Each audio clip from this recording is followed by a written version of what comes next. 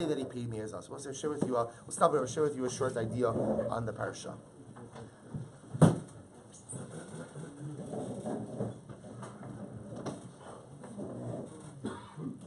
So we'll say these as Moshe Rabbeinu comes to Paro to try to lobby and advocate on behalf of Klal Yisrael, so that Ribono Shalom sends him with a number of different simanim, with a number of different signs, to show Paro that Moshe is not some charlatan, but that Moshe Rabbeinu is coming as an emissary of the Ribono Shalom. So, of course, one of the first signs that the Ribono Shalom gives to Moshe Rabbeinu is the mata, is the staff.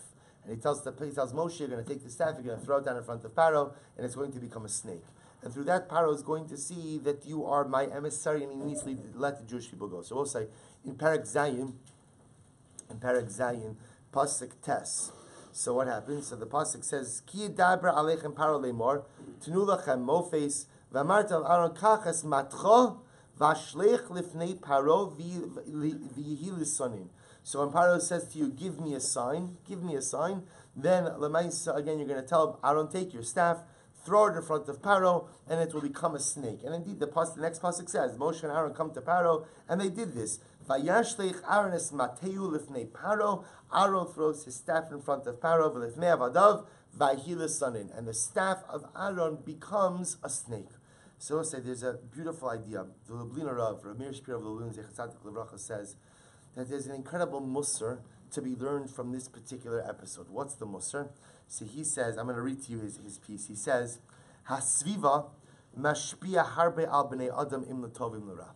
The lesson we learn from Rabosai is that a person's atmosphere, right? The life I create around myself, the influences I create around myself, have an incredible impact upon who I am, both in a good way and in a negative way. Adam na'ala umusari adu lihiskalkel b'siyur shal anashim mushchasim. Ulehefech, Adam Rasha Meitiv Estako Mishaper Es Masa B'Siyur Shal B'nei Aliyah Anshe Musar.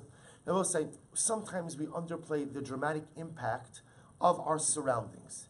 A person could be very halig, be very holy, be very good, but if I surround myself, I will say, with people who are not good or are not holy, or I allow myself exposures, I allow myself to be exposed to things that are not good or not holy, or I put myself in situations which are impure or are tarnished, I could personally be a very good person. But those things will have a dramatic impact upon me. They will bring me down. On the flip side, it's true also. The flip side is, if a person is not so good, every person is good, but a person is not so good right now, right? A person is not in a good state, but they surround themselves with the right people, with the right seviva, with the right avira, then what? Those good influences could lift the person up as well. And says the Lubino of something amazing. I will say this is the message in the staff that turned into a snake. Watch this. Mata Elokim. I will say, what staff was this?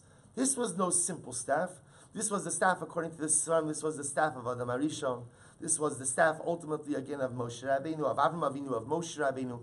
This was the staff with the name of HaKadosh Baruch Hu emblazoned on it. This was no regular staff. So yet what? Mate Elokim, asher shem ha'mefurash chakok alav. The staff of the Ribono Shalom, of which the name of the Ribono Shalom is inscribed in it. Im tashlich oso lifnei Paro. If you take that staff, which is so beautiful, which is so halig, which is so exalted, and you throw it in front of Paro, you will say, what does Paro represent? B'sriva poshas u'mizuhemes. Paro represents the negative atmosphere. Paro represents the negative influences. If you take the staff of the Ribono Shalom and throw it in front of Paro, Yelasanin. The staff of HaKadosh Baruch Hu turns into a snake. Something so beautiful, something so holy, when exposed to all of the wrong influences, Rabosai becomes something mushchas, becomes something ultimately that is unholy and depraved. However, the Chayat Refes, Aval osa nachash arasi. But yet something amazing happens. When you take that same poisonous and venomous serpent, and what? Yahapech shuv lamata elokim im yidei Moshe yachziku bo. Yet I will say that same unholy serpent, right? That same venomous serpent. When Moshe and Aaron takes hold of it, what happens to Rabosai? It once again becomes a mata elokim. I will say the impact of our surroundings on what we are cannot be underplayed. the same Mata Rabosai, the Mata Hashem, which represents holiness, which represents beauty, if you put it in the wrong surroundings, it becomes a Nachash. Yet you take the Nachash and you put it in the surroundings of Moshe and Aaron, and it can become something so beautiful. Rabosai, the message over here is so profound. And Rabosai, by the way, I just want to tell you something. When the Lublin Rav says this, the Mata is mentioned 3 times, which, if you think about it, is a lot of airtime for a staff that turns into a snake. It's said once by Moshe and the Sneh, and it's said twice in this parsha. Here, when God tells Moshe to once again do it, and a 3rd time when they actually, why? Why don't I need to all this time? Because the Torah is teaching us an incredible lesson. The impact of our surroundings on who and what to become. You see, sometimes we think that the goal in life is, as long as I'm personally strong, I don't have to be so worried about my surroundings. Right? So even if I'm hanging out not with the best people, or even if I allow myself to be in circumstances that are by definition compromised, and I know they're unholy, it's okay. As long as I'm personally strong, I'm going to be okay. It's not true. It's not true. We are all impacted by our surroundings. The proof is that even the Mata Elokim turns into a Nachash when it is placed in close proximity to Paro. In life, sometimes we allow ourselves to be exposed to a lot of paros. Sometimes we do things, we engage in certain things, we connect with certain people who we know by definition are not good for us, but we rely heavily on our personal strength to remain strong. And that's not the path to successful spiritual living.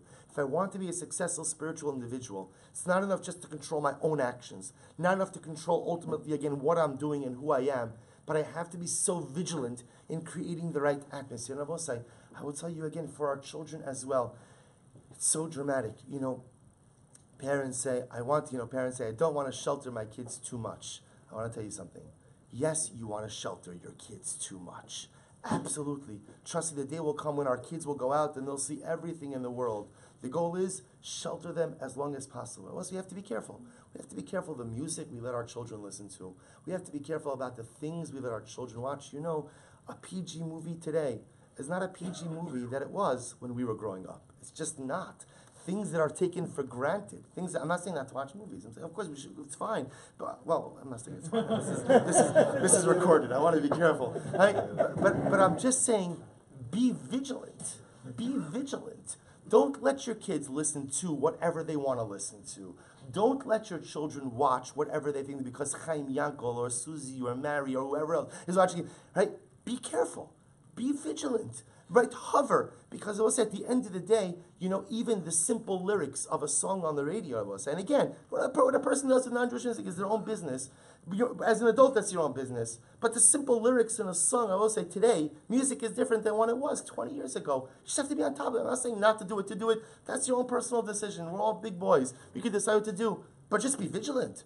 Just be aware that if your little precious neshama is listening to this or singing that, those generally are ideas and ideals that we do not want for our kids. And we generally do not want it in our homes. But if we're not on top of the Vaeyra, if we're not on top ultimately again of the atmosphere, then all different types of things seep in. And those things that sometimes seem so innocuous at first, again, at the end of the day, could change us so dramatically. But sometimes, again, a lot of us have to be in the world. And when we're in the world, whether it's in the business world or other things, sometimes we have to go out with a client, sometimes we have to go out for this, we have this event, that event.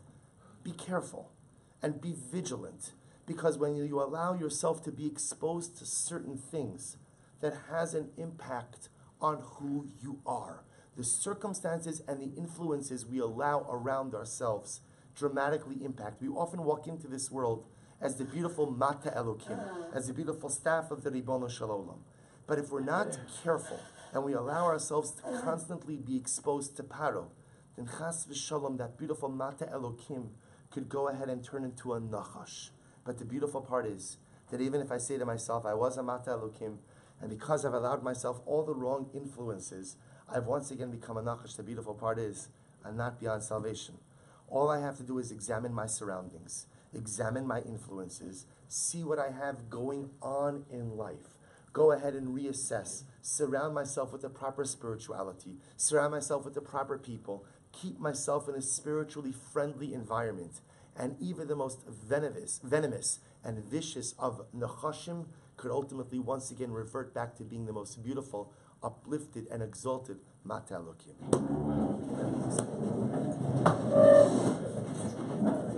wanted us to go to Israel. It's true. It's true. The same thing, your friend. 100%. Everything.